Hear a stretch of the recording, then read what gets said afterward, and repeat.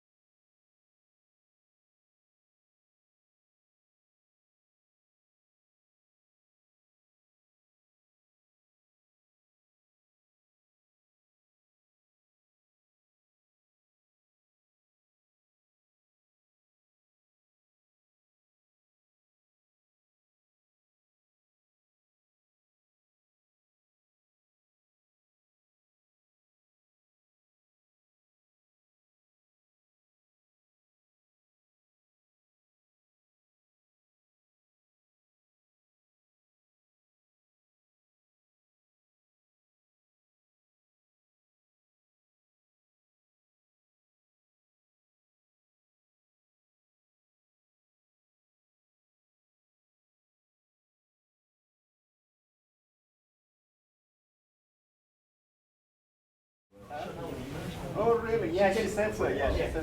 Yeah.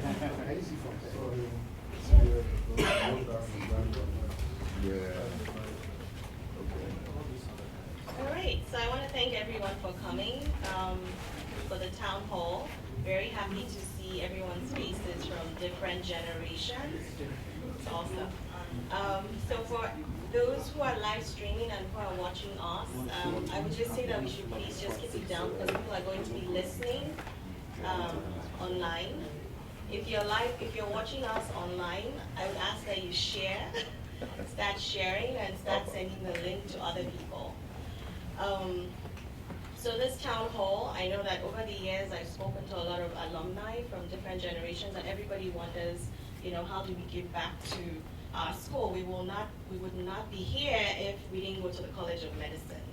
And so it's the foundation of our training, and it's important that it's still here 100 years from now, and it's still giving the same quality of care the quality of knowledge that I think we all gained from the college.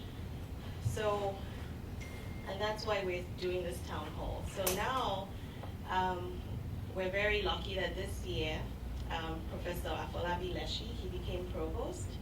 And so I'm very happy that he came to the conference this year. I'm very happy that he agreed to be present at this town hall so that we can all talk about ways we think we can give back to our school. There are different ways to give back. Transfer of knowledge, there's just academia, there's research, there's also financial. So lots of ways to give back to our institution. And I'm hoping that this starts the conversation both with those people who are watching at home and also people who are here in the room. So so Professor Leshi is going to start off with a talk. And then after the talk, we'll all have the floor and we'll have opportunities to ask questions and have him answer those questions. And I think without much ado, I present Professor Afolabi Leshi.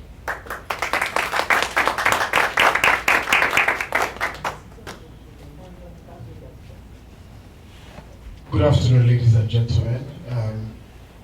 First of all, let me say that I'm truly honored to be here in front of my seniors, my mates, my juniors, my students, and it's really awesome. I really want to thank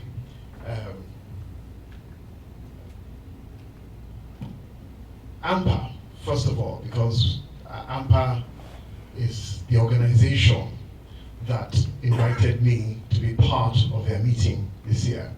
And some things have been said that over the last couple of days, and this is the first time the provost of the College of Medicine has actually come to AMPA. And I think it is historic. There's always a time to start something, it's the beginning to everything. I also want to thank two alumni, among many others. The two alumni are my classmates, Deji Adefue and Kende Adekola. She used to be Onifade. And Kende is even special because she's second generation alumna.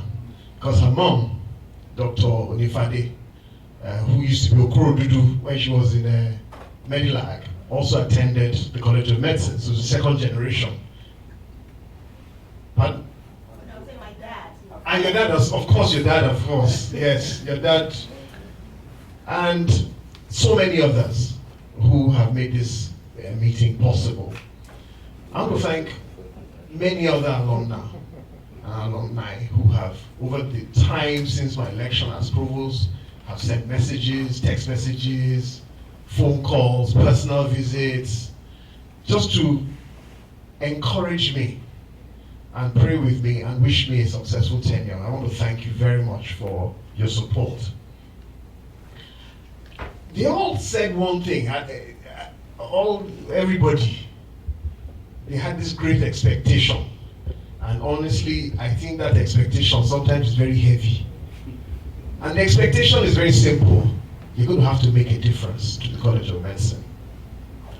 And I said, well, yes, I have to make a difference, but with your support.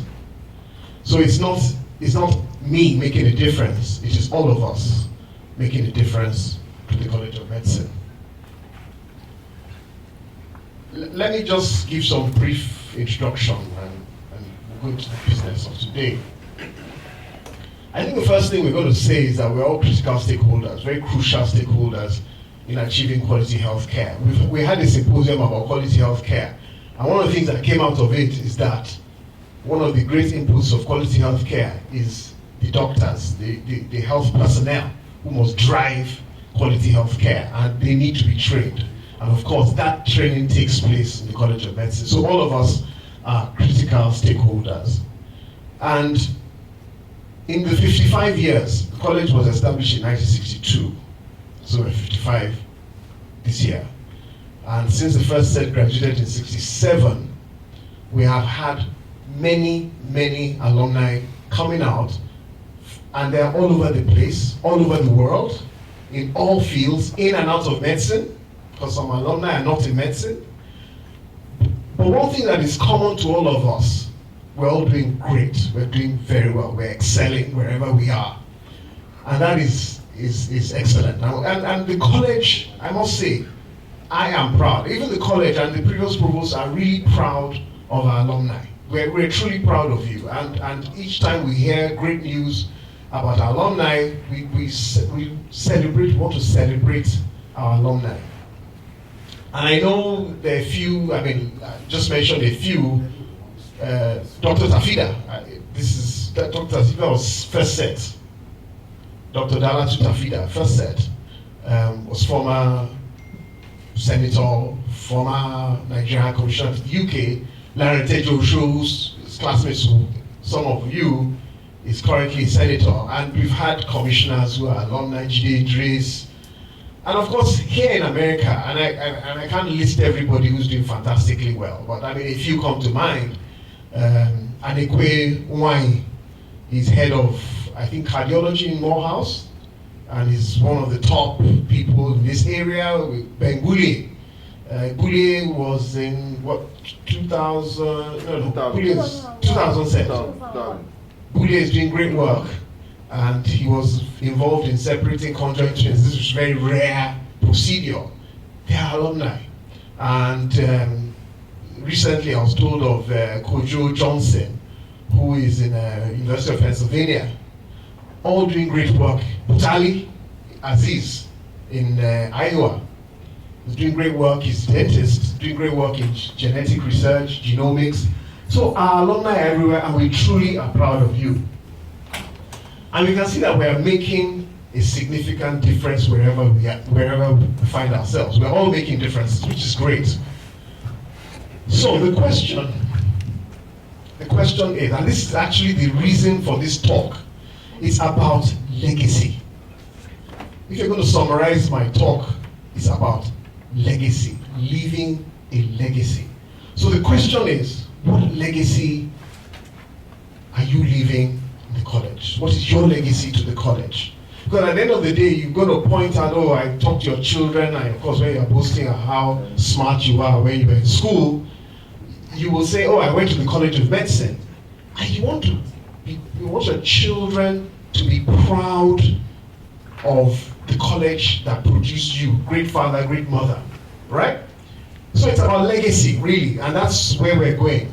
What legacy are we leaving? I want to share, I'm sorry about the quality of the picture, but I'm sure you know Dr. Wajek, Chief Dr. Wajek Odumi, who's one of the founders of the College of Medicine, and he said in '61, he was Minister of Health, and he was actually one of those that recruited the first set of expatriate staff and Nigerian staff to the college. And he said that one of the visions of the college is to be a great center of learning and scholarship, a training ground for men and women dedicated to the service of their fellow men and women, many of whom die daily for the lack of adequate medical care. That was what he thought as to why we needed a College of Medicine in 1962. So if that was his vision, what is mine as the provost?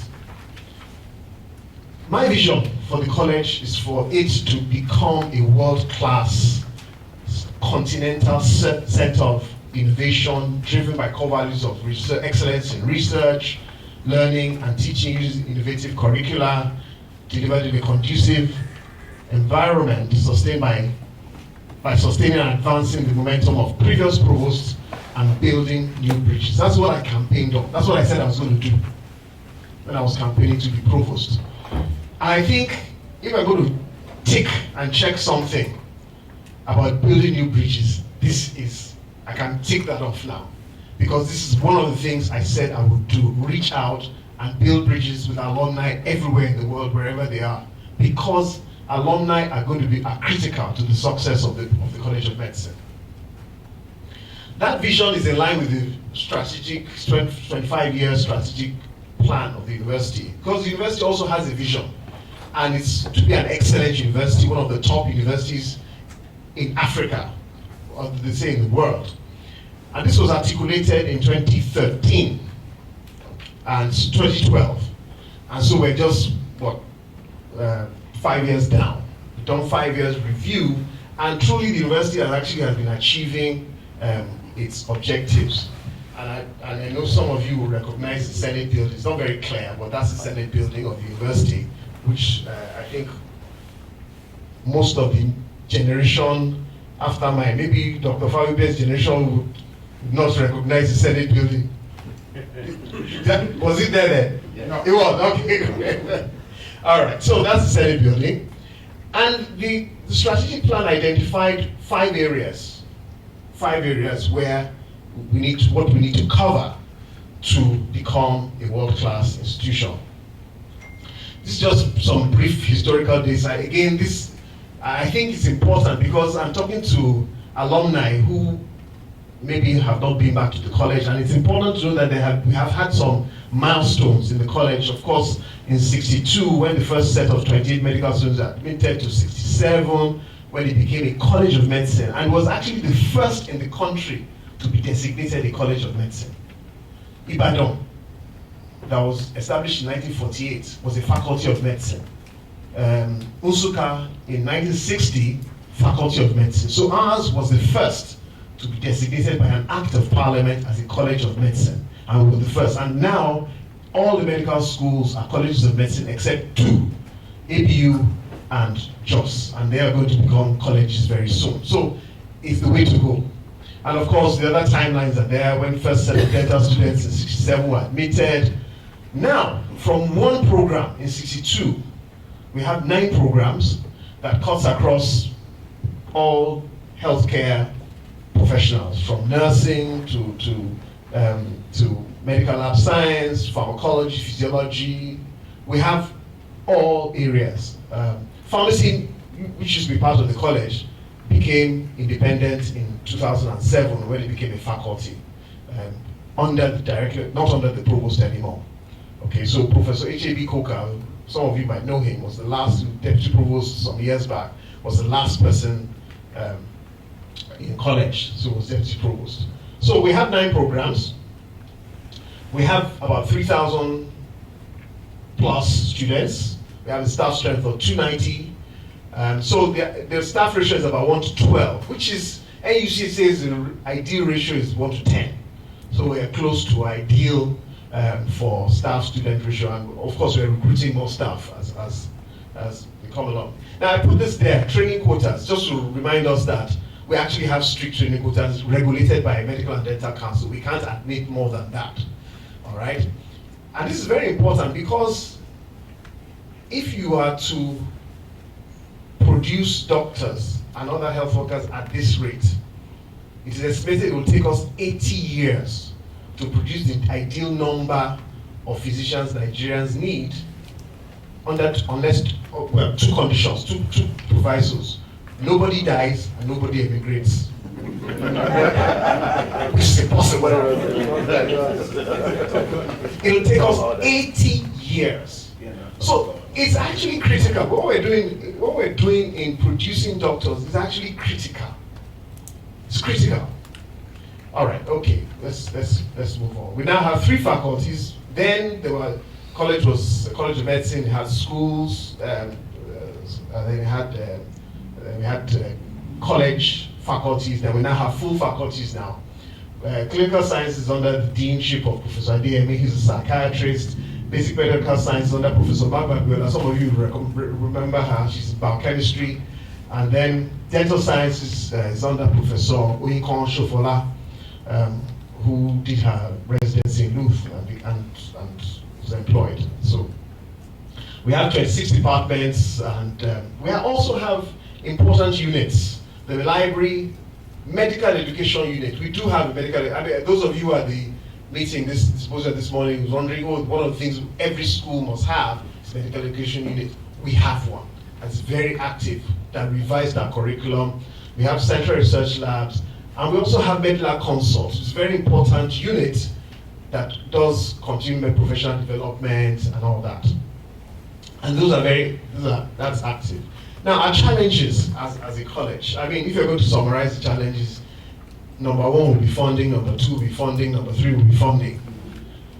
All right, but the funding really is really about capital projects, because by the time government pays our salaries, and by the time you get whatever budget, and we get it now from the university. Before, in the 60s, the College of Medicine will get its money directly from the federal government. Now, all funds go through the university.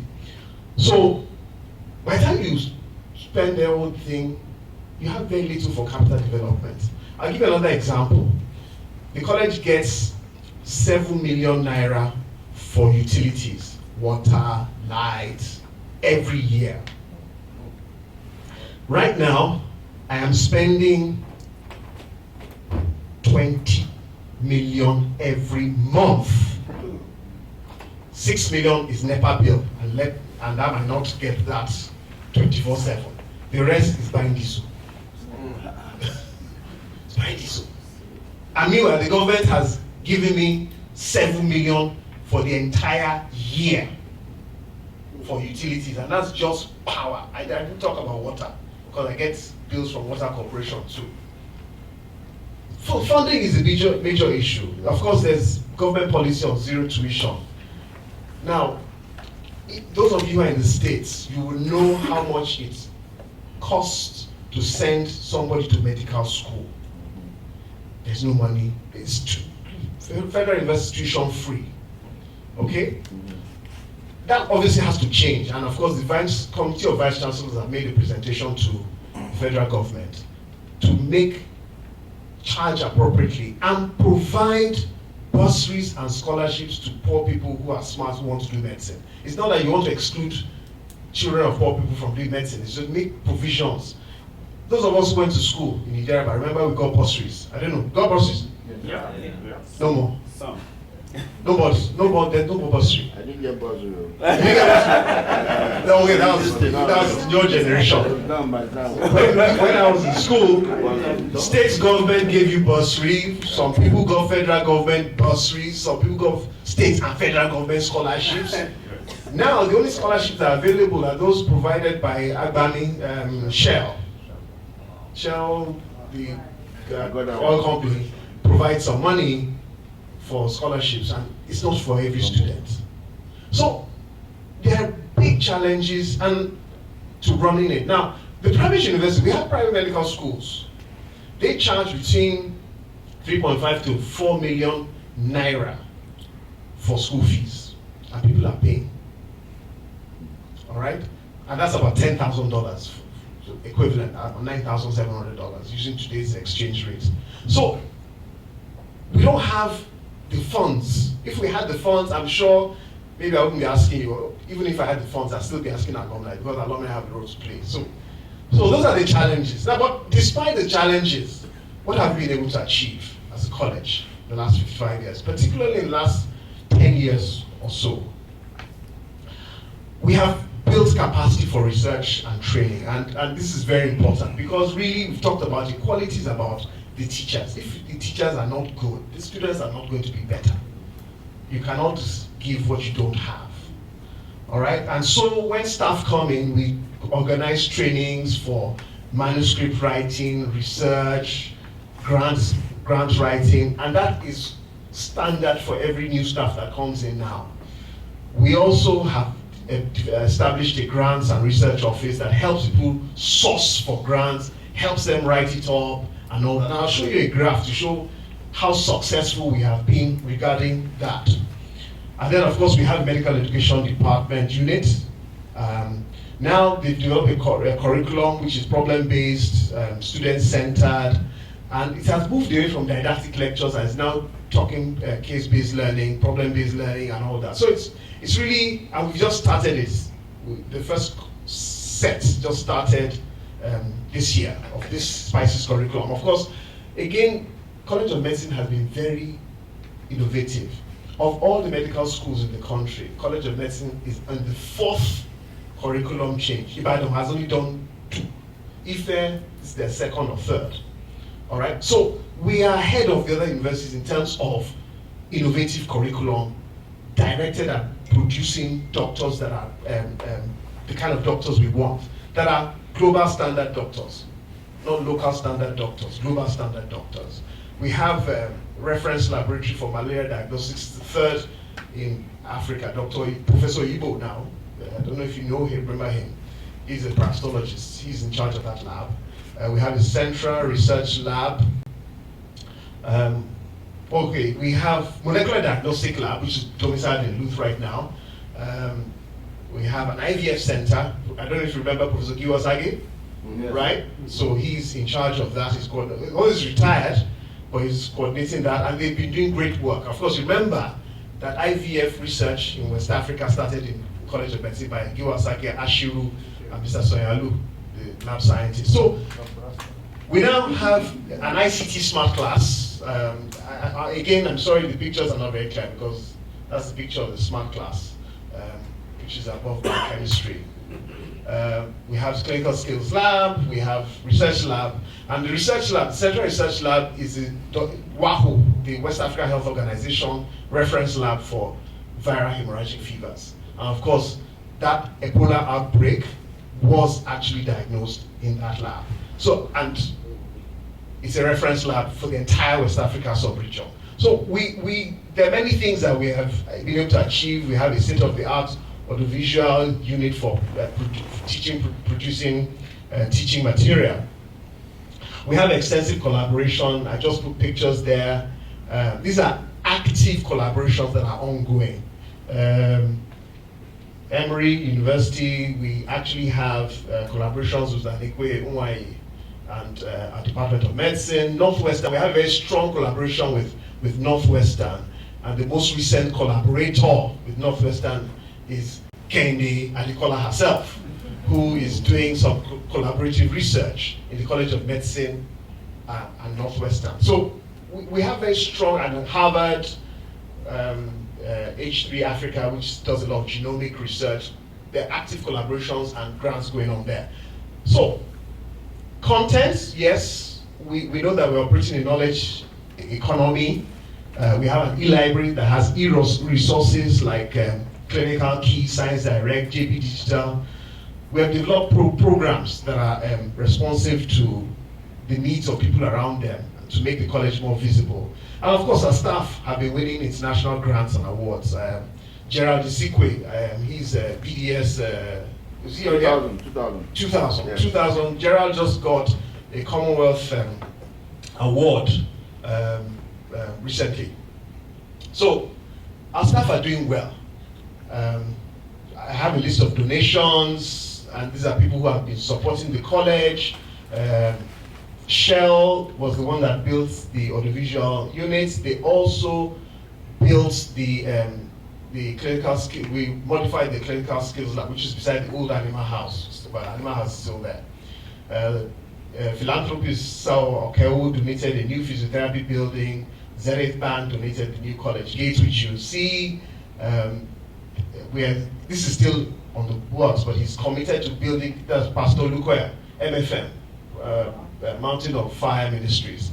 He's building a new biomedical medical lab, MLS, Medical Laboratory Science block department, and of course Chevron built the diagnostics lab. So, our alumni, what have you been doing? I really want to appreciate all our alumni sets, and I have a list of what you have been doing, and if you recognize your set, I thank you. If I have left you out, forgive me. That means my list is not up to date. So if I have left any sets out from 1974, Dr. Bidon donated books to the library, to Professor Udukoya, his set, his 76 set.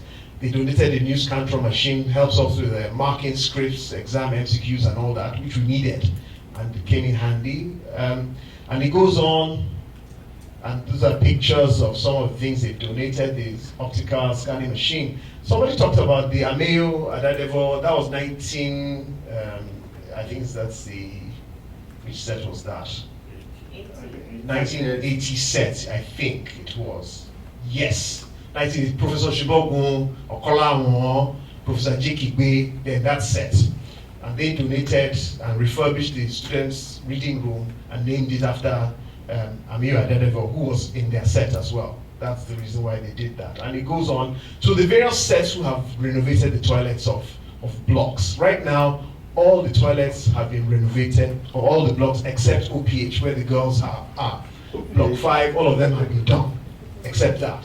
So I want to thank all the sets who have done a lot, even our set, 84 set. Yes, donated the library, refurbishing of the library, and reading carols, and a number of things. And you can see that what we've done is put plaques. If you've done something, there's a plaque saying refurbished by this set and all that. So they can then see, when they come to the college, they say, okay, what did you do? Okay, that's what you did. All right, so, and it goes on, and the list goes on. Now, if the vision is to be a world-class institution, then we know that can happen if there is visionary leadership, if there is commitment, and there must be investment. Whether it's government making the investment, or it is donors making the investment, or alumni making the investment, there must be investment. Because without investment, we're not getting anywhere. We're not going anywhere, and we just need to put the money in. I mean, all the great institutions, they constantly invest in themselves. People are donating things. Okay, what don't you have? What is the latest technology that you don't have? I'll do it for you. That is the attitude in America. I tell you, if I had philanthropists more like Olu Okewo doing stuff like happens here. You have a rich man who wants to leave a legacy. He will say, okay, you go to Harvard, where he went to, or Yale. Okay, what don't you have? How much does it cost? $100 million. I'll do it. Or $20 million. I'll do it. Because they have legacy at the back of their mind. They want to be remembered after they've gone. And I think that's the important message that we have to tell our rich people in Nigeria. But I think until we, the owners of the institution, unless we make that first step, it's very difficult to go to a philanthropist and say, look, do something for me. I can then say, look, this is what the alumni have done. You can match it or do more. So I think that is the vision, that we need to have that in place. Now, I believe with the kind of leadership that is happening in AMPA, in the alumni, even in the college with the deans, I think we have that visionary leadership in place that can drive these things. And of course, the issue about integrity is also there. That you can have a leader and you want to trust him, that he will use the money that you are collecting for the purpose for which it's being collected. I think that's very important. If any institution that wants to pursue its vision must have financial sustainability, it's very clear. And I said there's a graph I wanted to show you because it's going to link me to why, when I'm going to ask for the big thing. This is the grant profile of the College of Medicine since 2008. And this was about the average, what we're getting in terms of grants was about 10 million. By 2015, 2016, we had practically quadrupled in terms of getting grants, international grants, local grants. 2017 is not there, but I can tell you, since I took over as provost to date, the amounts we have received in terms of grants has matched, it's even more than what we got in the entire 2016, just in the first 6 months. So, that's not me, by the way. You see, it's the vision of the previous provost. She realized that we need to be a research institution. And so all the things that we're talking about, the research institute, office and all that, were her ideas. And I must give credit to the past provost for setting the stage for where we are going. And I think it's very important because I want to build on what she has done. I don't want to start something new. I want to build on what has already happened. And so you can see that there is a huge potential for research. And that would take me to what I'm going to ask for later on. So just keep that at the back of your mind, that there is a great potential to do great research in the College of Medicine. And a lot of this is coming through alumni. People like Kende, who's brought a grant to do something in hematology, oncology, the area that she's in. Okay, so the crux of the matter. All right, what are the major needs of the college? And there are many, and I'm not going to talk about all of them. But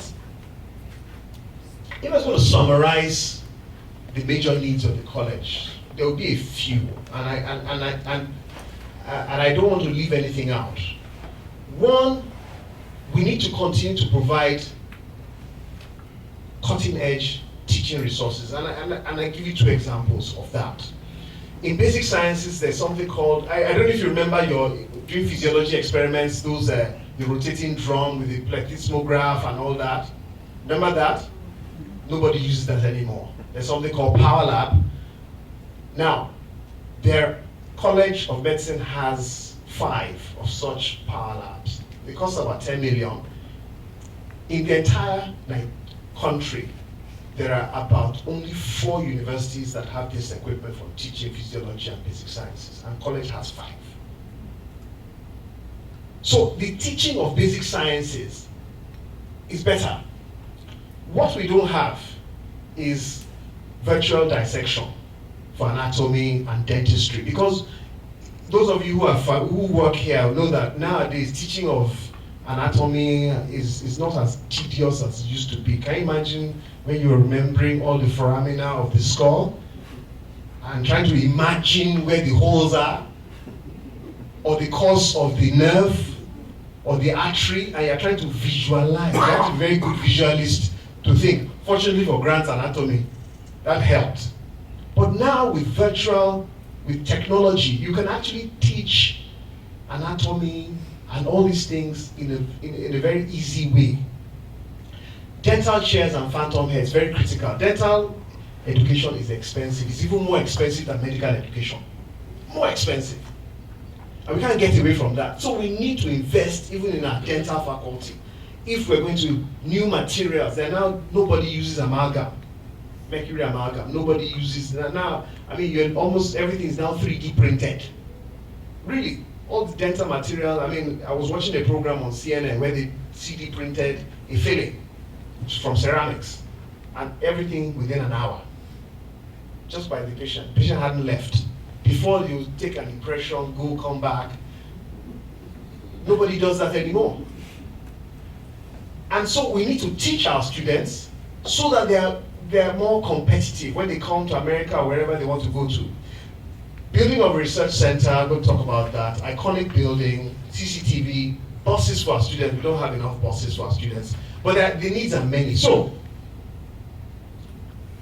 and those are examples of what we're talking about. Now,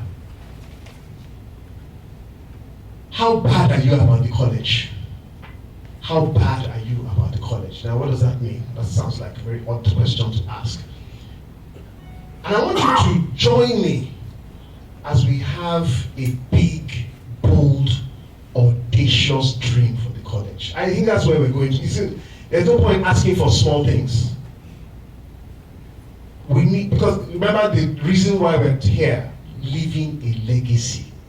And if you're going to leave a legacy, you have to have a big, bold, audacious dream. It has to be something big, something that you can point to and say, we contributed to this. And I think it's important that we have that big, bold, audacious dream. So, what are those dreams that I have? Big, bold, audacious dreams. We know that we need a research center. We don't have one. What is happening is that people are doing research in various places, central research lab. If we had a central research building, incorporating even the animals, because most science starts from animal studies, we can have a CMUL Alumni Research Building. Average cost will be about ₦1 billion. And someone divide that by 360, that will tell you how many dollars that is. All right? That is one. We already have plans for this. An architect has developed it. We're looking for how to move forward with this. And of course, there are reasons why this is important. I've said it already. We're evolving. Over the last 8 years, we have evolved into a research-focused institution, and we need to consolidate this. Because if we don't consolidate it, we can't get those grants, those cutting-edge grants that are really big money. The $3 million grants, $5 million, $10 million grants. We can't get it if we don't have facilities to do the kind of research that is really cutting-edge and very important. And of course, we can generate income from that building. Because if we have a building, even other people, like clinical, because we are envisaging that we'll have a clinical trial center in that building. So if we can do that, we can even make it available to people to conduct clinical trials. And that will generate income, and that will lead sustainability for that kind of building. Another big, bold, ambitious dream, the university has decided we don't have space in the University of Lagos. That's actually common with land in Lagos. So what the university has decided is that any new building in the University of Lagos must have a foundation that can take 10 floors.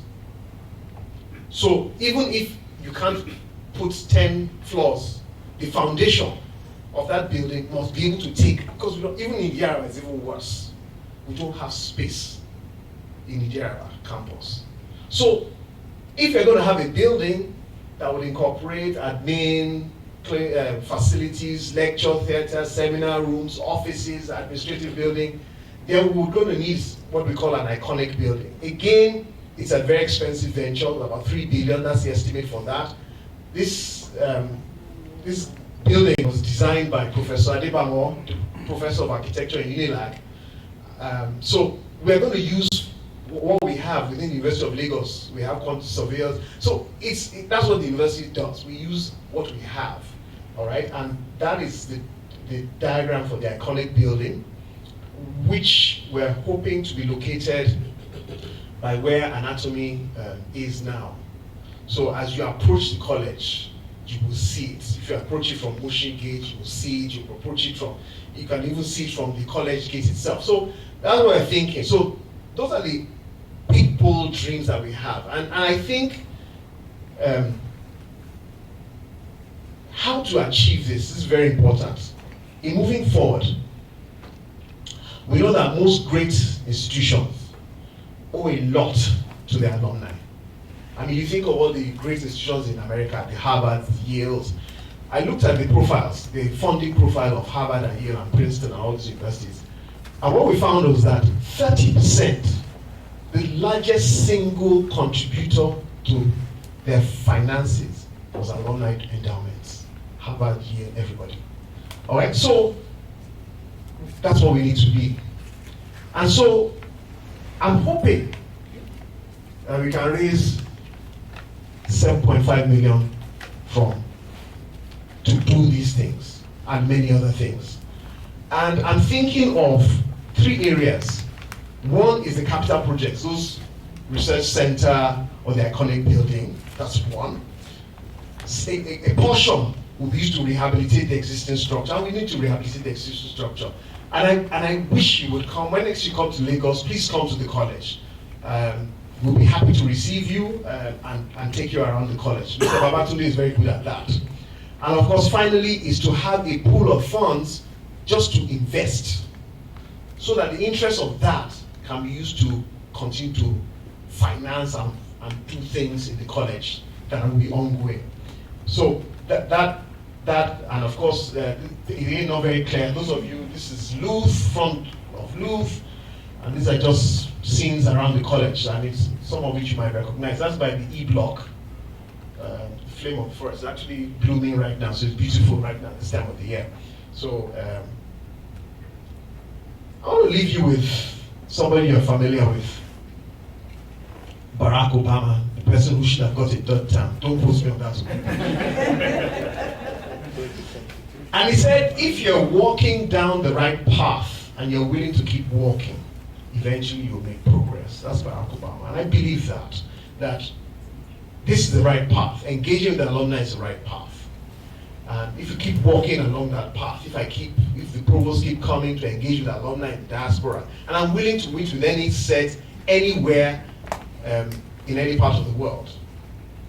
And in conclusion, the task to move the College of Medicine forward is Herculean but not insurmountable. We must all work together to develop our alma mater so we can jointly leave a legacy to reposition Medilab as the foremost College of Medicine in Africa. Thank you very much for your attention.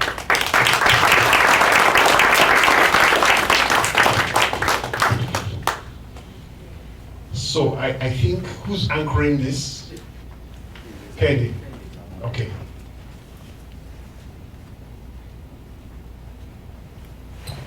Okay.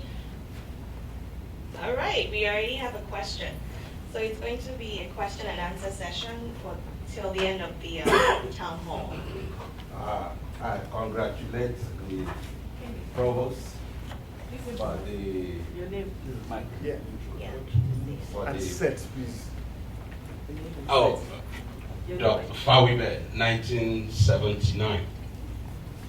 I congratulate the provost for the excellent presentation of what is going on at the College of Medicine, most especially your interest in modernizing the institution to keep pace. Some of what you say are quite familiar with it. I live in a small city called Augusta, Georgia. They have a building called Harrison Education Complex. That building was donated by an old student, and it cost $85 million. And the doctor put more than half of the money. You see, the way people here think is quite different from the way our people think. They are more of legacy conscious. I mean, I thought about that man could have left all the money for his children. He has children. I inquired about it. He has children, but he wanted. So we all need to start being legacy conscious, not to use everything we have for ourselves, but to think of where we come from, how we became what we are today, and start contributing in a small measure, however we can, to our alma mater. And one thing I was going to ask, do we have a sort of endowment fund, like places like Harvard have? You know, some people, they say, when I die, sell everything I have, give it to this college. Some people may say, this building that I have, when I go, I entrust this building to this. I don't know if we have one. If we do have one, that will be good. And I think we need lawyers and board trustees that will manage those funds. Because one of the problems with our country is that we are afraid to give things because you don't know the way those things will be used. So if those trustees, if those trust funds, they have a board that will manage them, people of exemplary character that will be chosen from different places and have tenure, and they are being monitored. Those are things that we could do, and people can contribute. You can, I mean, I've seen some people, I've read about people who don't even have money, but they say, okay, I give $100 to Harvard. I give $100 to MCG. Some people, some of my patients will come, I donate my body to this. I don't know how much, if you still do this, that, but they donate there. But there are many different ways that we could give, because not everybody has the money to sustain those capital projects. But believe me, just as you mentioned about Obama, Obama created big money from grassroots. And we can create a lot from grassroots. And when I mean grassroots, I mean getting small contributions into the endowment fund, and we can use this to kickstart some of the projects you have in hand. And really, I'm very happy to see some of those projects, and they are really very laudable. Thank you. Please, I'd like to know about the endowment. Yes, I'm going to answer the question. So I'm going to leave the mic with Professor Leshy, and if we can all speak up. This is a small room. I think we will hear what the question is. All right, thank you very much. Answer to the question is, there is an endowment fund. It was established in 5 years ago when the college was 50. Unfortunately, there was a big fundraiser and they didn't generate much. They spent a lot of money having the dinner at Eko, and so what was raised, I mean, yeah, they raised money. I think they raised about 10 million after they had deducted all the expenses and all that. But 10 million, it's a start, but it's not enough to do anything. But it's a start. So I think what we need is an ongoing drive. Now, in terms of managing the funds, we have not touched that money that has been raised. We've put it in treasury bills so that it can be generating some kind of interest. It's not a lot. But that's what I'm hoping, that if we have a sufficient quantum, we can do a lot with that. And I agree with you that sometimes it's little drops of water. What I didn't say is that I'm not expecting alumni to build an entire building. You can decide to pick a floor of a building, or you can pick something, and we can find corporate donors to pick. But you see, as I said, it is us who need to take the first step. I mean, our people say that a child who wants to be carried will first open up his arms to be carried. So in other words, the person who wants something must take a first step before you now go out and ask other people to help you.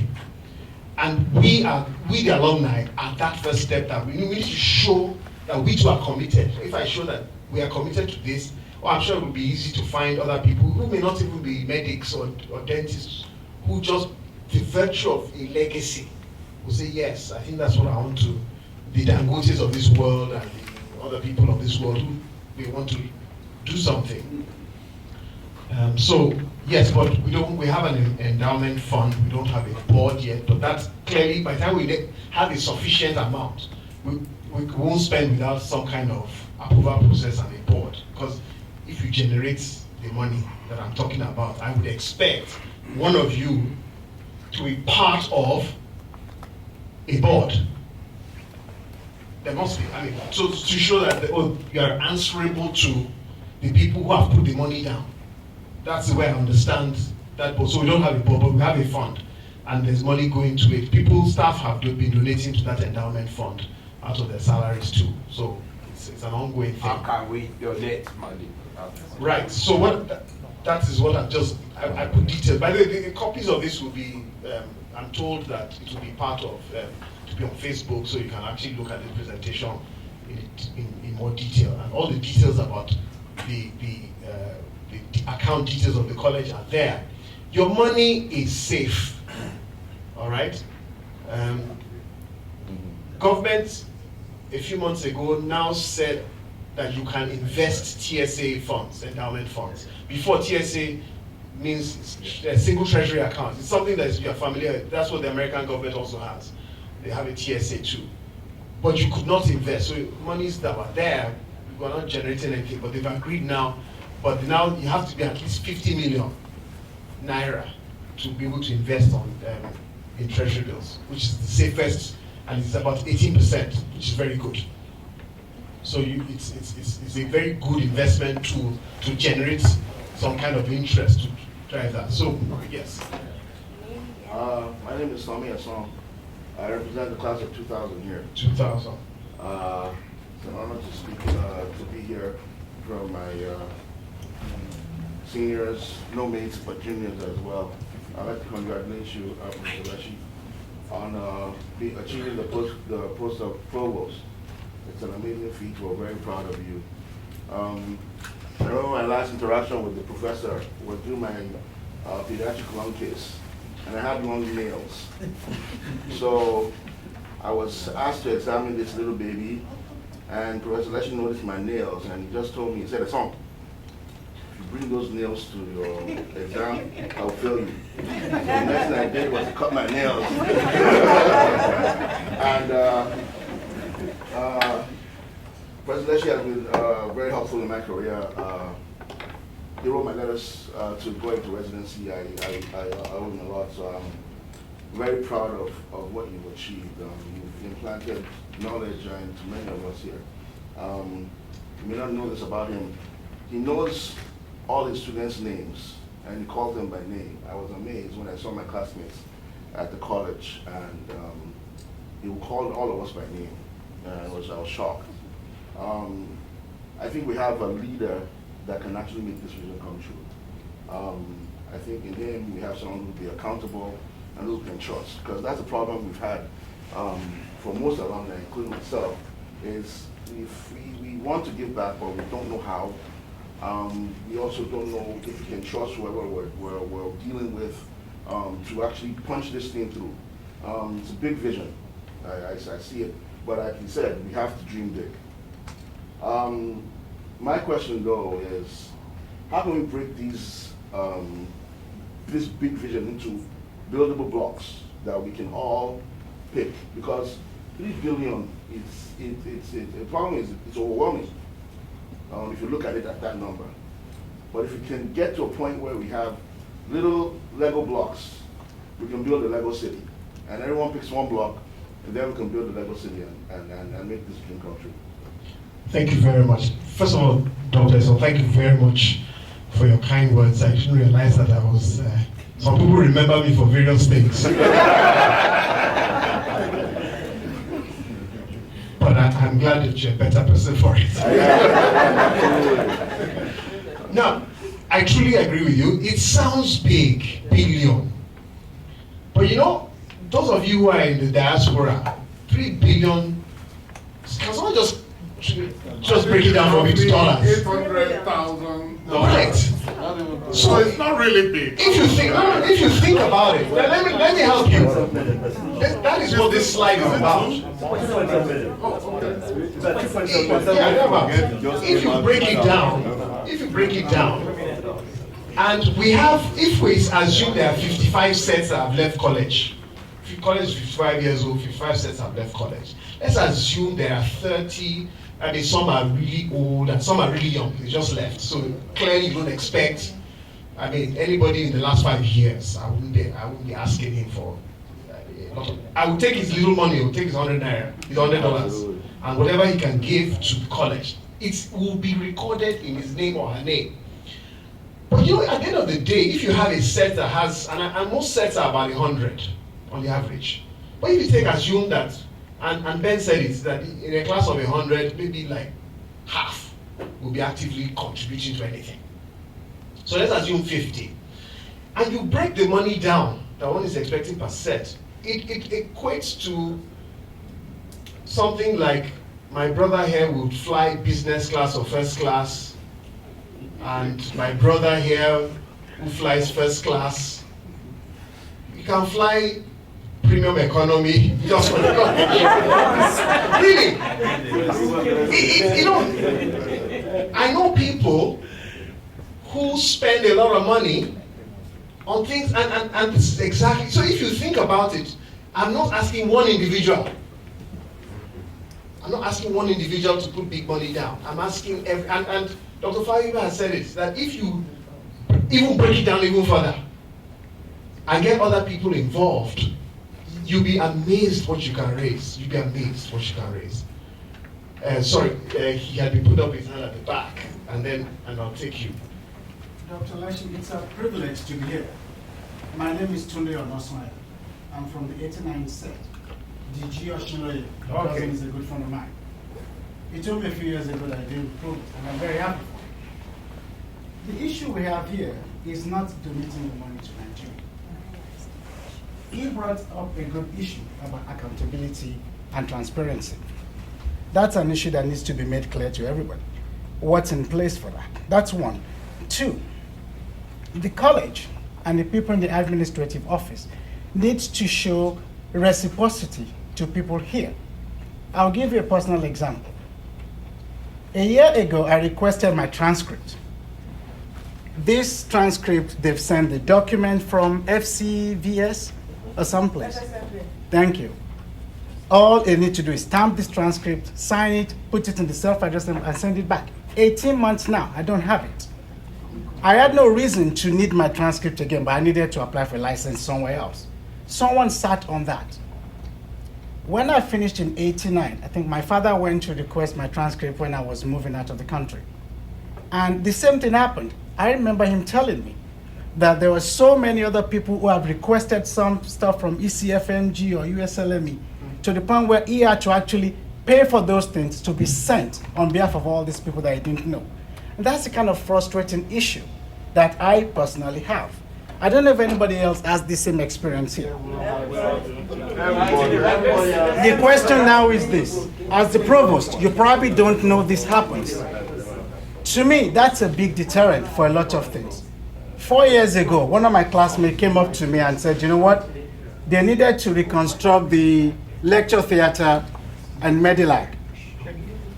And my class, 89, each person that he spoke to wrote a check for $2,000. Point blank, we wrote it out, it was done. I had a discussion with the same guy yesterday. We are supposed to meet in Orlando, Florida, the first weekend of August. And I'm kind of contemplating, should I go, should I not go? There's a new project, I didn't even ask, and we have to contribute about $750. The money is not the problem. For me personally, it was very frustrating that, you know what, you're willing to help this school, but somebody in the hierarchy that you probably don't even know about this issue is sabotaging you out here. How can we continue to help if there's hindrance to what we need to progress here by people back there? And you need to know this because it's very touching. Personally, for me, it is really touching. Can I speak? Let me apologize. Can I speak to that? Before Professor Leshi actually responds, I have the virtue or burden of leading the North American, alumni, and I've done that for the last few years. The thing really is that we need to connect well. It's not entirely a problem for the college, because I can testify to that. There is somebody in the college, and every single person that has spoken to me about needing something from the college, a transcript, a letter, or whatever it is, personally for me, there's somebody that actually spoke to him this month, Mr. Babatunde. Mr. Babatunde, if you call Mr. Babatunde or send him an email, he's extremely responsive, and I have had to change jobs a few times. And they actually called the university to find out whether I actually graduated, and they got answers within 24 hours. So it's information that for those who are actually part of the larger alumni that I lead, when they call me and they say, we need this, I'll say, call Mr. Babatunde, and I will follow it up with an email. I have to answer you. I'm not interested in Mr. Babatunde or Mr. Onosu. Listen. My argument is this. There should be a process in place. We don't need to know one person. I'll answer it. Sorry, Dr. Ifeanyi. Let me first of all, on behalf of the college, let me apologize to you for that. We know there was a time, there were problems with getting transcripts. It has been sorted out now.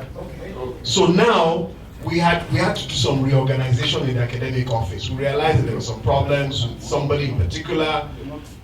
There was a conflict between two people. I mean, it's like appointing two heads to the academic office. Before the academic office was not one person.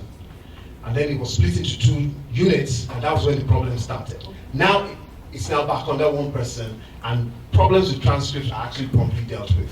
Now that the person asking for the transcript pays for the DHL, so there's no problem about getting it back. So once you pay for the DHL, right, you will get your transcripts, and those things are usually processed within 24, 48 hours. If there's going to be any delays because maybe somebody hasn't signed it, and that usually doesn't take long. So 18 months, I apologize. If you let me know and you still need it, just send your detail right now. Before I leave, I will WhatsApp the person in charge to follow it up. I am sure if you're around in another 24 hours, you'll get an answer as to when you will get your transcript.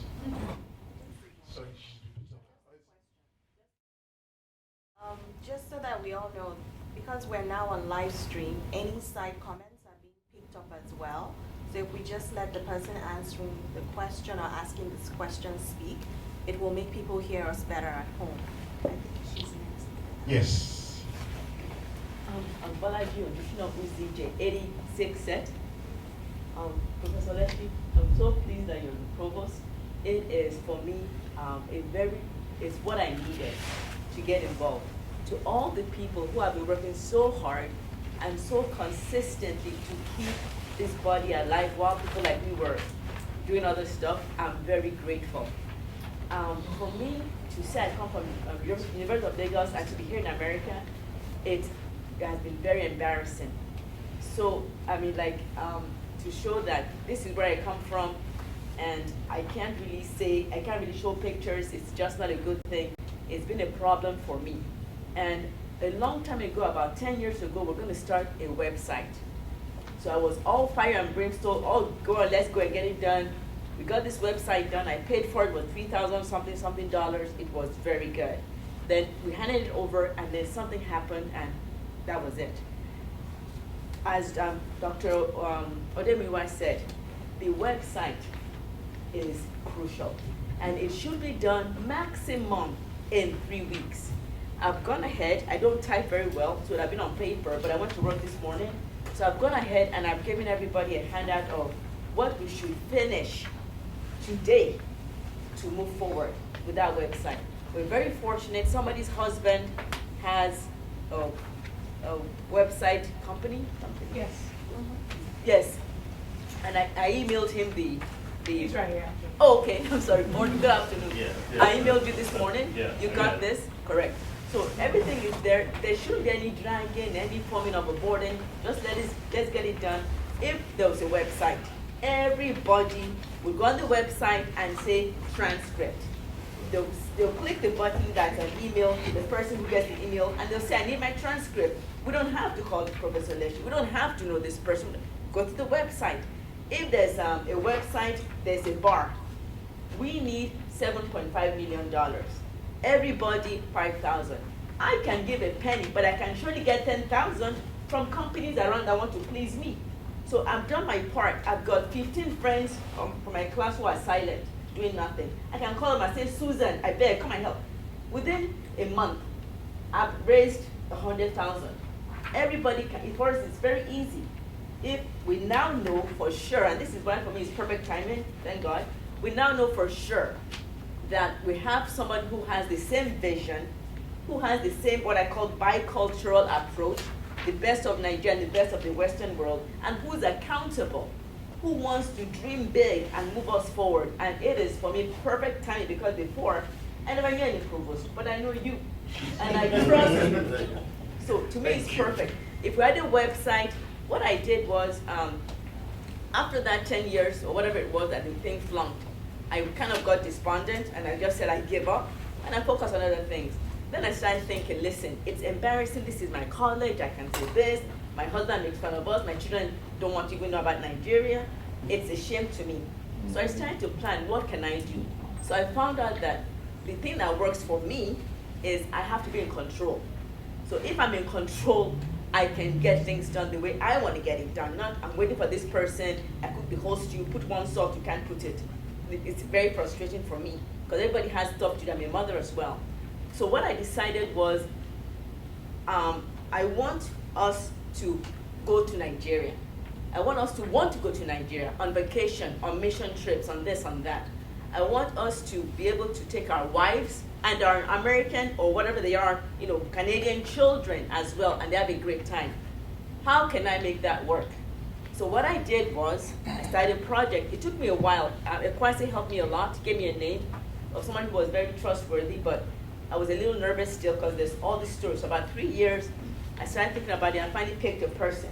Then 18th February last year, started the project that's going to be completed by God's grace in October.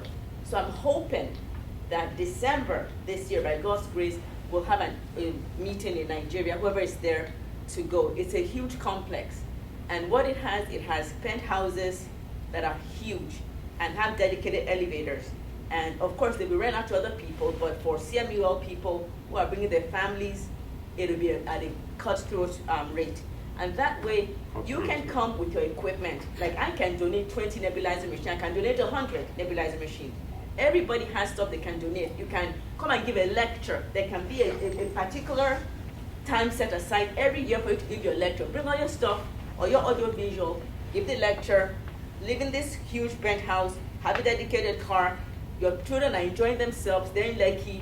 There's a restaurant, there's this aqua gate, or there's a hydroelectric, hydraulic, underwater aquarium that you can go to, and there's all sorts of stuff that's really nice there. So while your family and your wife are happy, whether they're foreigners or American, you're doing the service of going to the college, giving a lecture, at the same time visiting your family in Nigeria. So that way I'm helping to attract us home. And then on the website, there's going to be a PDF, I'm hoping, so that you can log on, you can get tax deduction for this medical mission trip you went on, or for this lecture you got on, so you can get a tax deduction even for your trip, your own flight, not your family's flight. And then on the website also, there was something we're supposed to do, which is everybody gets magazines, and they don't even open it. I don't even open it. I just throw it away with the same paper. Now, imagine all of us have a deadline from May 1st to July 1st. Ship all your stuff to my garage.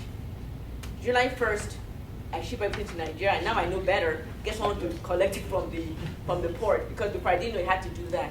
Collect from the port, ship it to Nigeria. So you guys have overwhelming, up-to-date magazines at a ton, all the time. And then, of course, when you ship it, you go on the website, you do your PDF, it's a tax deduction. So it encourages you to do better. And then, just a lot of stuff that we can do now. And then, as you said, to raise the money, I might not want to give that much money, my children in private school, but I can get it. You understand? Yeah. So if we give ourselves a deadline, this is now July. By December, we should be able to raise that money for you so that you can move forward and do what you need to get done. Thank you. It is not a big deal. But now we have someone who's accountable. We have a reason to go back, and everybody can do something. Everybody can do something. And the thing is, if we are in control, then we don't get, I don't get upset. If things are working out well, they don't get upset. If something should be easy to do, this one is thirsty.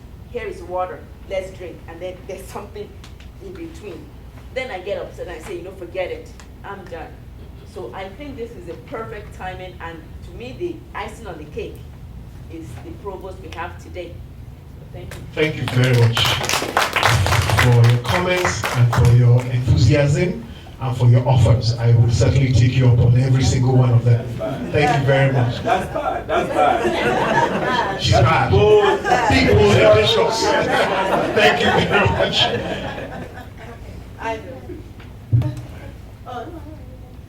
I'm not sure who. Yeah, okay. Age before beauty, right? You said it, Olara. My name is Michael Obiekwe, 79 sets. Again, we've been very grateful. We've interacted yesterday, and I'm very, very grateful. I don't want to take too much of your time, but I guess the main things that I needed to say had been said. Basically, not having a one-man approach.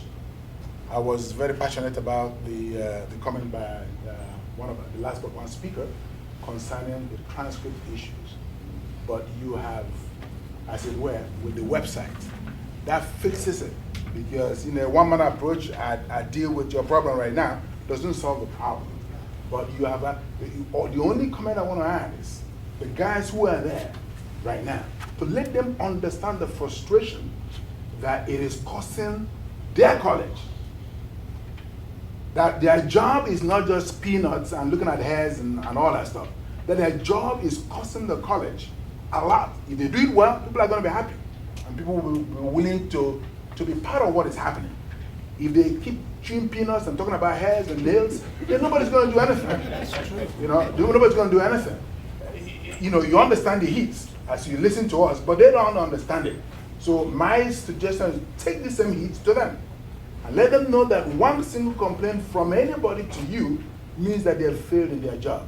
I want to thank you because seeing you means there's somebody who wants to listen. And you know, we've interacted yesterday. We talked about how you want to engage other people. That's a visionary. I wish our country would have people like you. Thank you. Thank you. Okay. My name is Lara, 87 sets. And you know, I join everyone in echoing just how excited I am to be here and how excited I am to have Professor Leshy as provost. You know, I think we've had a lot of really good comments. I just want to make, I think, 3 comments. I hope I remember them all by the time I'm done. But the first one is regarding the issue of contributing like $5,000.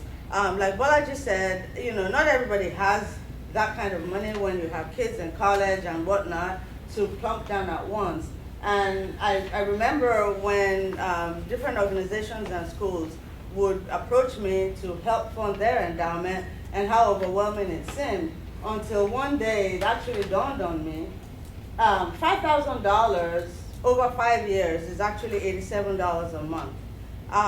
And most of us probably fund other organizations, United Way, etc., pay probably more than that. So even if you can't plunk that amount of money down at once, it's not a big deal to say, okay, I'm just going to auto draft $87 a month and I'll make a 5-year commitment. So they're not getting it in bulk, but you're still fulfilling that. So that was the one point I wanted to make. The second point was, I've always wanted school apparel, and we just don't have it. That would be another way of generating money for the school. Nice. You know, I'd love to wear my T-shirt, like coming here at this conference, to be able to say on the evening that we all break out, everyone has their CMUL T-shirt. I'd love to have something a sticker I could put on my car. So things like that, if we were able to start something like that and sell it through the website, my children would always know what to get me for Christmas. You know, so again, that's another suggestion. Gee, I have forgotten my third point. Huh? Senior moment, right? Take your time. Take your time. What is the barrier to maybe even sort of trying to convert some buildings to solar? That was my third question. Thank you. Okay, thank you very much. Let me say, like I said, yes, we're looking for a large chunk of money to do something quickly. But if what is feasible for some is to do these small donations over a period, it's fine. Because I suspect the younger people, those who are just finished, that probably might be an option they would like to take. The big money would come from people who are very well established. Their children have left college, they have their own empty nest, big house, don't know what to do with it, and they're just going to Bermuda and all that. Those are the people who will be able to actually put down $5,000 and not think about it. Because it's the cost of a holiday, or it's the cost of something, all right? Or membership of the golf club. Who's in Augusta? Somebody mentioned Augusta. I'm sure he plays golf there every day. Right? So you play, in Augusta. That's right. That kind of person, his membership due for his golf club is probably more than $5,000 a month. Is that it? There you go. So those are the kind of people I'm talking about. Memorabilia, we agree with you. What we want, the problem is that we need to have good quality memorabilia. You don't want to do something trashy. Yes, I know.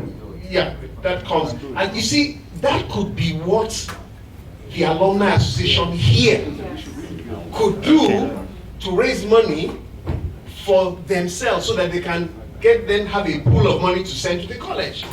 I don't want to have the headache of t-shirts, worrying about t-shirts.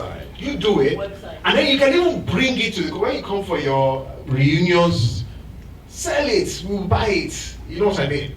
So I think memorabilia is very important, and it's and also more than t-shirts. Things like signet rings, things that are more permanent, ties, scarves, silk scarves, mugs, and all that. Yes. Solar, not averse to it. It's one of the things we're actually doing. One of these street lamps now in the college are now solar powered. So, but they keep knocking them over. But we're going towards, because it's sustainable. All right, so yes. And yeah, so we're doing that. And hopefully this building will be a green building. So we'll have solar panels on top of it to generate. That's the idea. That's what the brief that was given to the architect, to make it as green as possible so it can be sustainable. What about branding and copyright using the college logo? How do we skirt around that? Can we just take it and just do it? I mean, you don't want to be sued by anyone for this. No, I guess you have to sign off with me because the logo, we're very particular about the logo and how it's, so you have to ask us for the logo. Okay. And we'll give it to you. Okay. But there's no copyright to it. You go to the website and download College of Medicine logo and US Legos logo. There's no push on anything. Yes. And then back. Oh, sir. No, you first. Okay. Although you're moderating. I'm Candy Adikola, I'm in class of 2003. So I guess, we've talked about the financial, but I do know that there's some graduates or alumni who are interested in transfer of knowledge and actually education. So, and want to give more of their time and not necessarily money. How is the college going to make that happen? How do we form that bridge? How? That's actually the easiest one to do.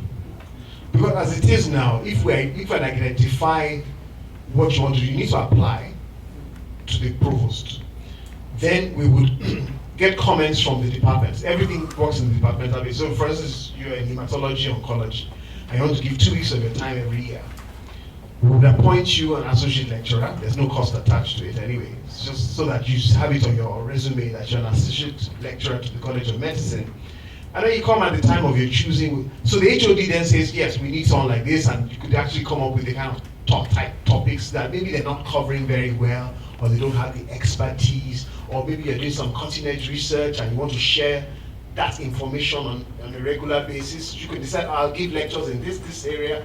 And once the HOD signs off on that, it goes to the faculty, it comes to the college A and B, and that's it. All right? Particularly, there's no financial, if you don't expect any financial reward from it, because that's what I cannot promise you. All right? But we're doing that already. We're doing that already. Yeah, the that's people. Yes. ID and Therefore, that's very important. Class of 1990. So glad to be here. Just wanted to say thank you again. As someone who sat under you, and you were a resident when we were at school. It's really as my class has talked and as we have met together, one of the things that has given us a lot of confidence is your leadership, and my being here and hearing you say all of these things just cements that confidence. My class is going to be meeting here in Atlanta actually in 2 weeks' time. We actually have a reunion, and about 37 of us are going to be here in Atlanta. Wow. One of the things there are about close to 100 of us on the WhatsApp group, about half of which are really active. One thing that has encouraged us as we've gotten together and started some of the same discussions is I think technology is going to make it possible for us to get together and gather information and quickly get ourselves together, disseminate disseminate information, things that we were not able to do. So when we first did this, during our 15-year reunion, we came to Lagos, made a small donation. The difficulty of getting all that done at that time, I think now with information being so easy to gather and people being so easy to reach, I think a lot of those hurdles that we faced in the past are no longer easy there. So I think I'm encouraged, and as I go back to my group and as we meet, we actually will be talking about some of the same things. The one thing that came out of our discussions though was we looked at the types of contributions we've done in the past, and we divided them into capital intensive projects, some of which you've mentioned, and the other part which we have, for want of a better term, called human capital development. That's something I see a good number of us are interested in. They want to give scholarships, give prizes. Is there a central, is there a way that the college is already doing that? Is there something we can contribute to, or is that something we just have to do as a set? Thank you very much for your various contributions to the college. 1996, is that Dr. Umesi said? Yes, that's right. Right, okay, yes, yes. I mean, you can ask Donna. She's actively involved in the Alumni Association in college. You can do prizes and scholarships are the easiest thing to do. We just have a minimum amount because the university has decided that the minimum value of a prize should be 25,000 naira. That's the minimum value of any prize. And you must commit to at least 10 years. It's either you endow the money. Recently, Professor Kiwasage donated a prize in O&G and he put down 1 million. Go and invest it, the interest on it, fund by a prize every year in perpetuity. So we know that we've got money, we will never have, because the other option is that, okay, you give it for 10 years, that's 25, that's 250,000. Come 10 years, we'll come to the donor and say, look, your money has finished, put another money down. I don't have any money, stop awarding the prize. But the other way is to endow it in perpetuity, put a huge amount of money down, so the interest will fund whatever money you want to give the prize winner. And of course, you would state what you want given, what are the modalities for the thing, the best person in this, the best female in that. We have all kinds of prizes. I mean, there's a New Era prize, which was endowed by Senator Remi Tinubu for the best female in something. I can't remember what it is now. But those prizes are there, so you could do it. But we will tell you which prize is over. There are already enough prizes. For instance, O&G has so many prizes. All right, so.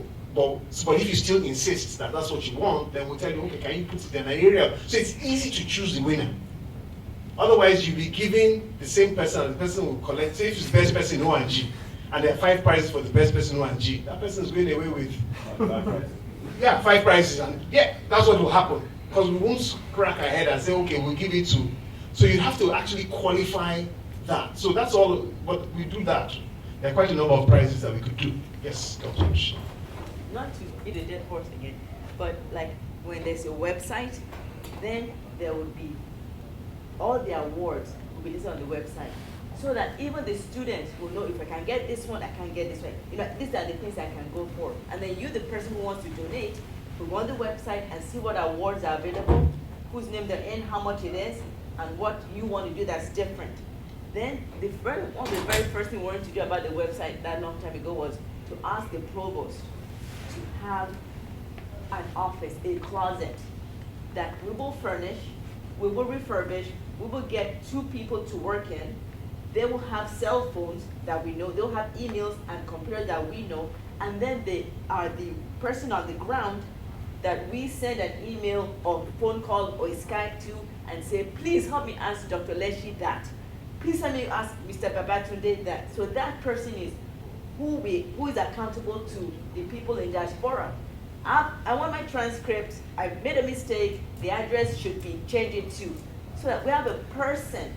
And if you could give us that closet or that room or that office for this liaison person, I was thinking for North America, but it could be for everybody, could be Canada, could be South America, could be everywhere.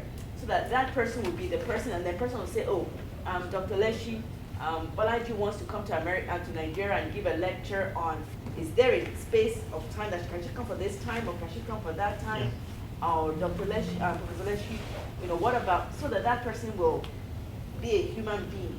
Yeah. That's in there, and the person can be reached easily by everybody. Not me telling you, or it's on the website. So can I make a comment before Professor Leshi? I think regarding the website, you have to delineate what website you're talking about, because CMUL has to have theirs, and there needs to be details in CMUL, things keeping us updated about what's going on. Those awards, separated from alumni, because the alumni link will be right there. America is different. Yeah, alumni North America will be different from alumni Nigeria. Well, what I did was, if you look at the paper I wrote, there's a website that's an umbrella, and then there's something called the Magic Key, which is a Medilag alumni group of interested cooperatives. So that Magic Key gives you can log in and then choose which one you want. But it's one umbrella. And then after we for CMUL in general? For CMUL worldwide. Alumni or Alumni. Yeah. And then I also wrote there that we would like to, if possible, or you guys can fund for them to update the CMUL website. And then on the alumni website, there are lots of links. So one of the links is CMUL. One is also to government, CMD, all these people, all the people that we need to have under that umbrella that we should be mindful of, that need to have information about whatever we're doing, so that we're not, so there's one place, everybody, this is it, done. Right. And then that way we're more effective. And then I looked at the Harvard website today. Yes. Just to buttress your point though, I think that information from the college is very important for those of us who are outside of the country, and even those who are in the country, to keep us abreast of what's going on, especially with regards to projects that will be going on and the endowment. So there needs to be an update of college website. And one of the things that we have to do, we're going to do history. That's why I was thankful that you said we're going to give us your, because for the history of the CMUL, we need a lot of the stuff you already have. And then also on that website, besides the alumni, besides the current, besides the staff and the provost, then also the students also need to be able to go to that website. You need to be able to click and link with the students who are there now, so that we're saying we're doing this for them. We also know what they're doing. We also know who we can talk to. We can know who at the moment is the head of the CMUL students body, so that for once they're moving forward together. Actually, we do have somebody. We have an office. It's actually Mr. Babatunde. He's in charge of the alumni endowment office, and he has people working under him. So you can actually dedicate somebody to do specifically that. But we can get the website. We can get the email to now go to him. Yes. So when we click on the website, when email, we can go to him at his office. Yes. Okay. Yes.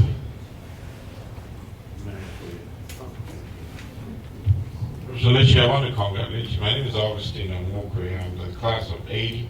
I believe you did show us a slide where my colleagues in Nigeria, you mentioned Okalawa and some others, who were involved in the effort for, and so rest in peace at that level, who the Ebola outbreak, she was the first one to identify. And it's certainly a sad loss, but again, it brings to mind the lack of communication. If that information had percolated here, I'm sure those of us here would have certainly chipped in and made it happen. Now, what you're trying to accomplish, people have done here and done well. And we must learn from this country. This country has a longer history than we have. People utilize professional fundraisers here. They do not, if you want to raise $7.5 million quickly, you sit down, you develop your website, and you get a professional fundraiser who knows how to raise money. Now, tasking individuals is one thing, but a lot of us have been here for a while, and we can leverage companies, we can leverage. I have a 501c3 myself that is involved in foundation work in Nigeria, and I know how money is raised. You can give $5,000, but if you don't have to give your personal money, you don't have to. Because you have certainly people you benefited over the years working who want to give you even more than that, but they want to direct those resources through the proper channel. So you get a professional fundraiser, and you pay the professional fundraiser to go out and seek funds on your behalf. But you have to have authenticity, you have to have integrity, and you have to have accountability. And that brings to the website issue. You have to have a website that's recognizable, that whoever is donating money to that effort knows, and then you have to have feedback, where that information comes back to that company or whoever donated it to say this is what the money was used for. And as you're doing it here in the States, you have to think about doing it in Nigeria. Because people will hold you and say, well, if you want us here to give money, how about the folks there? You say there are people in Nigeria who are, and most people have that thinking or that feeling that a lot of people in Nigeria are well off, you know, and it's true. So there's no reason why, you know, you got to really task those there and task the ones here as well, equally. Well, maybe not equally, but at least simultaneously or concomitantly, if you will. So fundraising is what will get you to 7.5 million in the shortest possible time frame without having to sit down and try to think, because you can raise $1 million in one night, easily. And a properly organized event where you have the proper sponsors and, you know, properly organized. And I mean, I'm not kidding, you can. And it's been done. And, you know, so, but that involves marketing, that involves proper organization and putting it together. You know, what we've started here is a good effort, you know, but we've got to think, if we want to think big, we have to think big, you know. And thinking big means you have to sit down and really say, how do I get to this goal without having to give $87 every month times the number of years it will take to get to that goal, or trying to convince different sets that this is what they have to do. The logistics of that can be a little cumbersome sometimes. So there are ways by which you can get to goal. And I'm just sharing with you what my own experience has been over the years, trying to organize some things, you know, that we've done.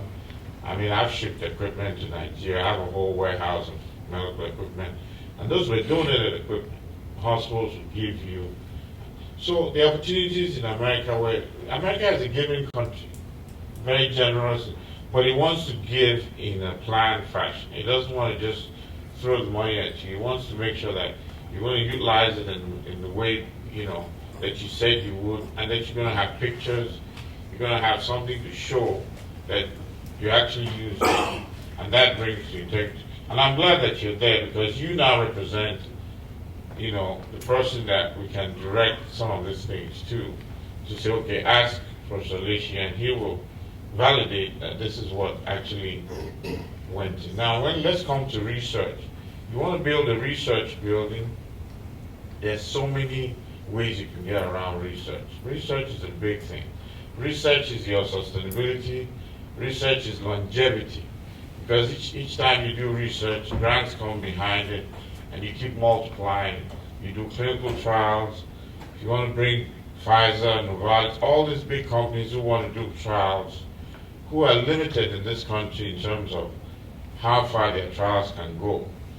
Why? Because of ethics issues, because of some issues around enrolling subjects into their trials and being able to convince them to come in and participate, who want to extend those trials to other areas, you know, such as, because their trials are global now more so than they are, you know. And so you have certainly areas by which, and these are things we can talk about privately, but I think that this is attainable over a period, but it involves a lot of planning and organization. And I think that this is a good start. So again, I want to be part of this. Thank you. Thank you very much. Dr. Thank you very much. Doing Ugumbi, the Ugumbi class of 86. Again, well, of course, you like the chorus or the choir here, no question about it. We're all very, very proud of Professor Leshi, and we have a lot of confidence in your leadership. And this vision is bold and very practical. We know, as you know, in this country, you know, Harvard has an endowment of $10 billion. You know, so we don't need to be at 10 billion, but you know, 7.5 million, very, very, very, very doable. Now, and after saying all that, just my point is just a very, very simple housekeeping point. Of course, here, as has been said, of course, we have to be very compliant. When we're given to a course like this, it has to be, 513C. So I'm just putting out there, I'm thinking that perhaps it will be routed through our alumni association, maybe the MedLag, North American Alumni Association. Okay. So that'll be the way. Okay. And that'll be it will happen. Okay. Just wanted to. The question. I have a question. Actually, let me ask the question now. Is it possible to establish that kind of vehicle here now? Do we have one now? Yes, we do. The Alumni Association is a right, registered. Yes. And so any donations will be tax deductible. Yes. And how will the funds, how will that be channeled? How do you administer that? Because I think that's the other issue for people here. That even if you're donating to something like, if you're using that, even people here need to be reassured that their donations are safe. No question. I don't know. I don't understand how it works. That's why I'm asking the question. Yeah, I don't need to move forward. The College of Medicine, University of Lagos Alumni Association is a 501c organization. It's been probably the last 4 or 5 years. So we have the EIN number. If you make donations, we have a bank account. Normally the plan is, since we are also growing, is there should be at the end of the year that just like all the NGOs does, send you a letter that you've donated a certain amount for certain things. Because we are supposed to be reporting to the IRS every year too, which actually we did this year, but we didn't really do anything per se. And the reality is, even those that paid their dues, we never sent anything out because there was really nothing much to do.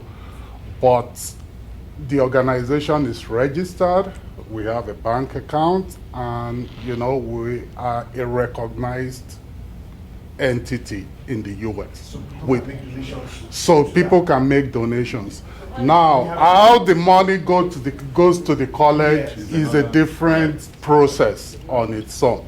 So we can have that discussion here. Deji is not around, but I'll be happy to hear how people, it's been done before, but now it seems the interest is there more than what it was 3 or 4 years ago.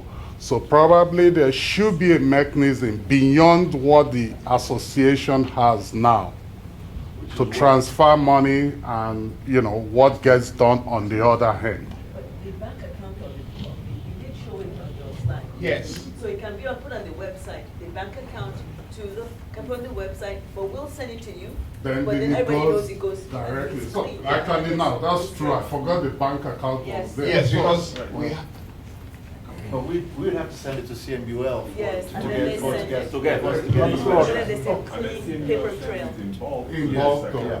So that's like a wire transfer or what? Right. Oh, yes. Right. So these are the bank accounts for the college, both for Naira and domiciliary US dollar and their central bank, their TSA account. So it's pretty, you can't do anything with TSA money. Really, it's not like in the old days where you had this in a commercial bank and all that. So if we could put the details of that account, so at least that addresses money raised in North America, because it doesn't cover those who are in the UK. And because that's the other discussion I really wanted to have. How best do you think we should do it? There was a discussion yesterday. Is it by set or is it by regional grouping? And the consensus was that sets are very strong and people identify with their sets. So even we can use sets as the vehicle to raise the money and have it centrally done. But supposing there's a set in the UK and he pays money, how does he get acknowledged that in fact that this money came from the UK? I don't know how it's, so that's the challenge of the regional group. Yeah, let me just just for, again, you're not supposed to be part of this, but just for your own information, because you have to. Again, none of the sets have a 501, to the best of my knowledge, has a 501c. Yeah. So if they say do it on their own, well, you're not going to get any tax credit for it. CMUL has a 501c. And I don't think is wisdom duplicating 501c all over the place. Yeah. Make your donations, we deal with CES. Let's call the CES chapters. Right. Just think in your mind that CES are chapters. Right. And actually it's in the chapter. Right. So let the CES be the CES be the chapters.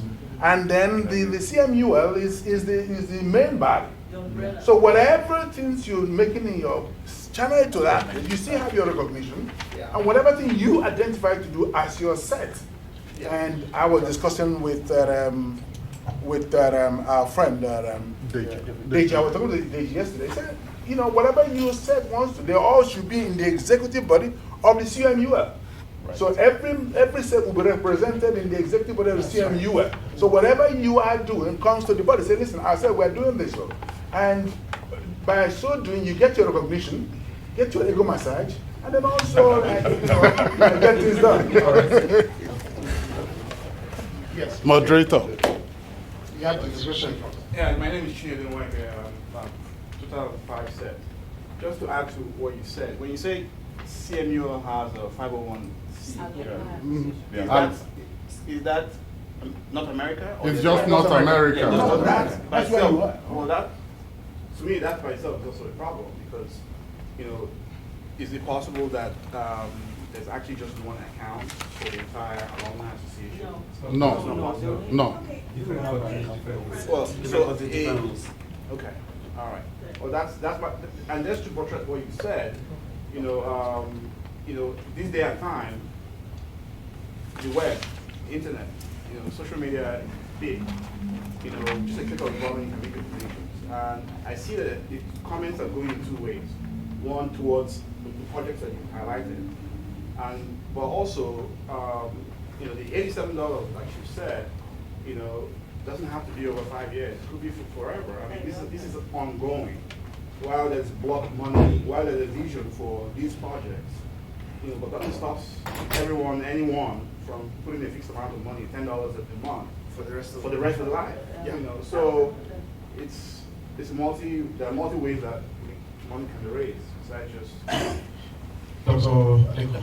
So I know that we're talking about 501, 501c. Yes, so I guess my question is, if we're thinking big and we're thinking longevity and we're thinking 50, 100 years from now, is it being managed by physicians or do you have independent tax accountants or financial office that is going to manage this 501c, right? That's my question, because if we're thinking long term and we want people to give on an ongoing basis, large amounts and small amounts, I don't think anybody has time in their regular working day schedule to be able to manage the kind of project that we're thinking about. So I think it's something that we also need to discuss. Well, that is the goal. I can assure you that. But don't let's forget, just like we are all gathering here, the College of Medicine Alumni Association is just beginning. And we are also evolving with some of these things you're saying. We look, you know, at a certain point in time where, you know, we have board of trustees, you know, independent organization. But as of this time, we are not yet at that point. But then, hopefully, by the time we come here next year and the provost is here, we should have grown beyond where we are now. I was going to say that the website that the guy's going to build, it has different chapters. There's the North America, there's the South America, there's the Asia, there's the Europe chapter, and each one on the website will elect their own president, who will have to make their own bank account. Now, whoever is the president has an accountant that does his business, his practice, whatever it is, account. So just get an accountant to do another one for the 501c. It's not, I don't think, the thing that kills everybody is recurring debt. So the less recurring debt you have, board of trustees, lawyers, I mean, come on. That amount of money could be better served doing something else, especially in Nigeria with the exchange rate. So if, let's say he's the president, well, he has an accountant who does his business accounting. And that's what we are doing now. So just let the accountant do this one, just an extra $100 to find whatever it is, and they're done. But not to elect lawyers to be in charge, and now they have they give us a big bill every month, which is taken from what we already have. So and the people in England, they should have their own president. And that president for the year will be the one who's in charge of making sure there's a bank account. And if in England it works like here, and you have tax-free benefit, then in England, you guys go and do your own association, and you guys have your own bank account, and your bank account sends it directly to, to maybe ask Dr. Leslie to get a pound account for Nigeria. We do. Just like that. So that way they can, and then everybody is happy. So, but to think big is good, but to add expenditure you don't need, it's a killer. Especially recurrent expenditures. Not buying the Mercedes that kills you, is maintaining it. So that's my little take. Well, this is just to welcome and equip one. It shows up at the end of the day. Nice to see you. Nice one. Okay, so I guess let me just round up by saying that I truly appreciate. Well, you have a question. Let us add one more comment, if you don't mind. And then the issue of the transcripts, for example, the website, like you said, will solve it. I don't think that people actually have to provide the FedEx card or payment. If there's a fee that is made available for that process, just pay the fee for the entire application. And it takes care of the fees for that, actually. Okay. The fees for that. An envelope. Yeah. Let me just appreciate everyone who's come and for your comments and for your questions. Even those who didn't ask questions, I could tell that you obviously agree with the questions that have been asked. And personally, I'd like to thank Deji and Kendi for making this happen. But more importantly, we were wondering that now we're using technology, that even though the audience might be small, we could reach out to a global audience. And in that regard, I really want to appreciate Dr. Morrison and her husband, Mr. Morrison, for making it possible for alumni who are not here to be part of it. Except I didn't get any questions from Facebook or... No, nobody asked any questions. I actually they wanted to ask any questions, but nobody asked. There are 22 people watching right now. Oh, great. So 22 plus. Thank you very much. And for those out there who are watching, I really appreciate tuning into this. And I guess it's the way to go. Even there's no reason why we cannot even be engaging from the college with alumni groups wherever they're meeting. That's right. You know, when you're having your meeting, there's nothing stopping you from calling me up on whatever Skype or whatever. I could address the meeting. I don't have to physically be there, except you pay for a business class ticket to come. Economy premium. Or premium economy. I will accept premium economy. I will accept premium economy. It's just so far to come economy too. With a sports seats and my long legs. And so, vote of thanks. Who's doing vote of thanks? I'm doing one.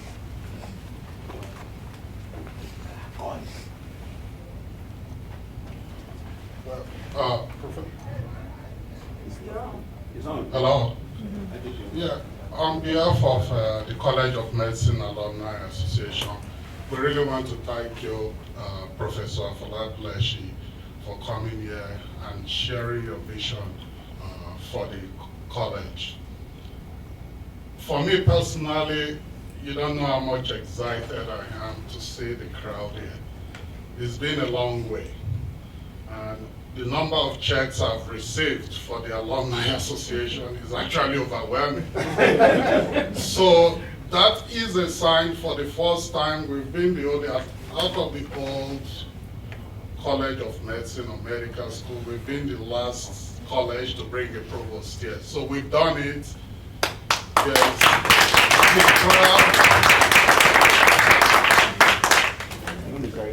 The crowd is overwhelming, and it's a sign of better things to come.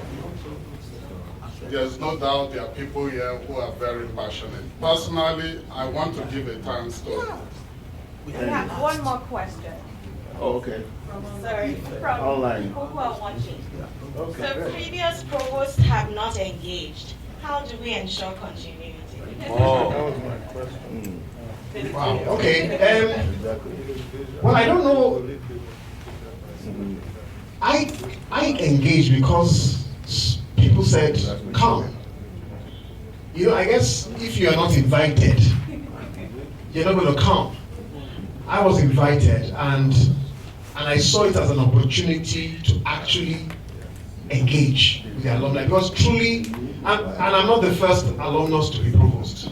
I'm not. So I think how do we ensure continuity is for whoever is in charge of alumni in North America and wherever. And I'm willing to engage, and for those who are out there, I'm told that there's a huge chunk of our alumni in England and in the Middle East.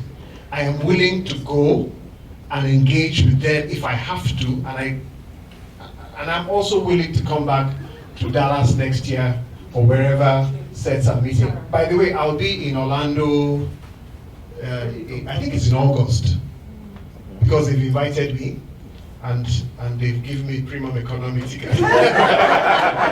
So I will be in Orlando in August and anywhere else you want me to be to engage with alumni. But I think it's even if we are not a large number, the way we have done it now, and we continue to engage like that, I think we'll also get a large audience, global audience, and maybe by next year there will be 200 or 2,000 alumni watching wherever we are.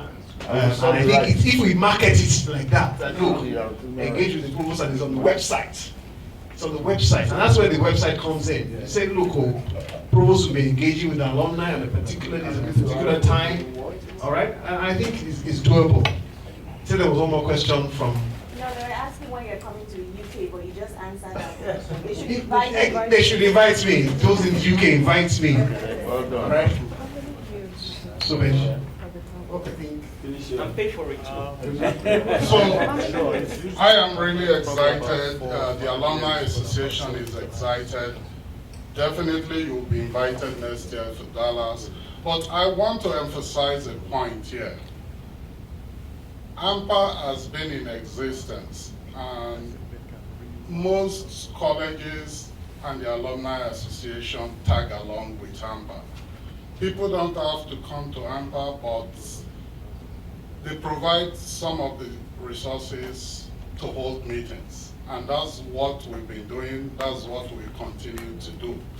And again, if they do it every year, as long as we're here, College of Medicine, Idiaraba, we always hold a meeting.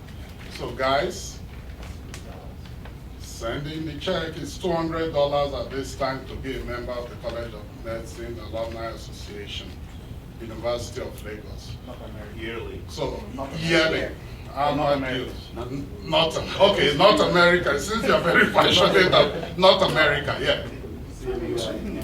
CMUL, North America, $200. Seriously, I can't believe the number of checks I'm getting compared to 2 years ago. So the signs are there. We continue to do better. Prof, we really thank you very much for your time. And guys, we officially invite him for next year. Let's know. We are officially whatever it takes. God willing. God willing. Yeah. Can I just, I have committed a major blunder, and if I don't correct this impression, His chances are that I might be served with divorce papers.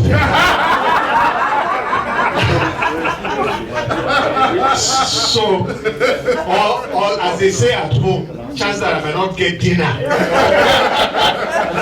But since I'm in a hotel, that's not the threat.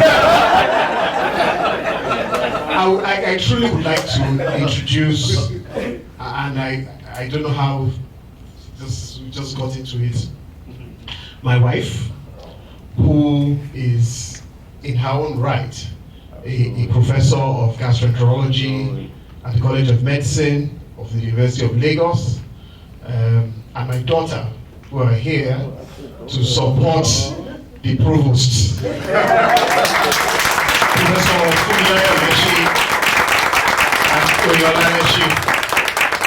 she actually flew in from New York last night and her plane got delayed because of storm Cindy or something like that. So she arrived at 4 a.m. this morning, and she wanted to do the run, the cancer run, but she just said that there was no way she could do a run. She's a fitness freak. So thank you very much for me and Oyola for I hope my sins are forgiven and I get dinner. Thank you everyone. I think we should have a photograph. Yes. So thank you everybody. See you in Dallas. Oh, okay. By the balance of Dr. Odushina, she says we have to fix this website stuff. But we can do that. I'll find out. You wait up to know the show. Submit the form. How are you? Good to see you again. I'll see you. They sent me, my birthday was June 6th. They sent me, I know Baba to talk to him. I know you got married recently. All of us WhatsApp. Congratulations.